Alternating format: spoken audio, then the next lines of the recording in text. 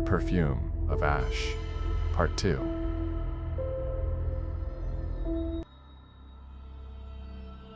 Part I.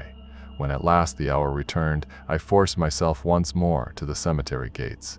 The hinges moaned like something long asleep, and the air within was thick, perfumed, alive. The stones leaned closer together than I remembered, as if conferring in silence. The figures waited, though whether they had risen in my absence or had never sunk again, I could not tell. Their eyes were open, glowing, looking through me. Of what profundity they witnessed could not know.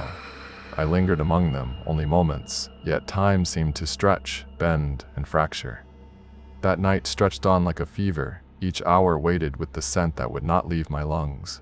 I dreamed, if it was dreaming, of more pale hands climbing through the soil, of lips murmuring beneath the earth. I counted. 7, 8, 9. When I woke, the curtains shuddered, though no wind stirred, and the perfume clung to my pillow. The hours bled together strangely now. Daylight seemed thinner, and days folded into one another, although nothing on the surface had changed. The market still bustled, the bells still tolled, the air still shimmered faintly with its late summer perfume. Yet something beneath it all moved strangely, like a ripple in still water. The cemetery gates no longer kept the children at bay. They played among the stones as if they had always belonged there, their laughter weaving between the monuments. One girl carried a wreath of dried roses, brown and curling at the edges, and placed it proudly on her head, as if it were a crown. No one stopped her. Their mothers watched with indulgent smiles.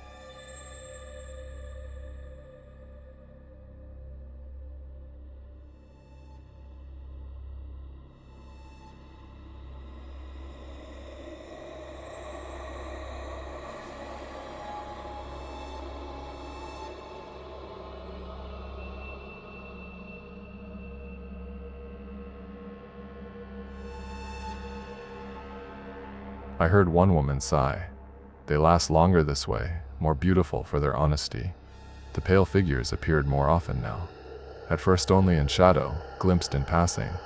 But soon, they walked openly in daylight, their skin untouched by blemish, their movements slow, deliberate, and serene.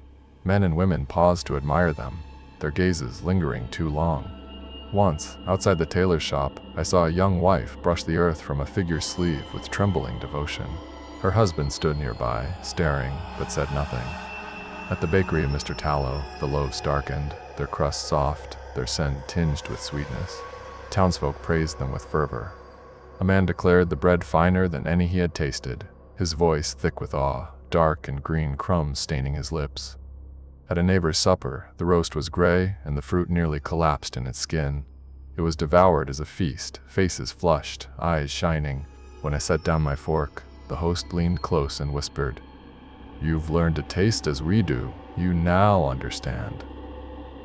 His breath carried that same metallic sweetness. His eyes gleamed.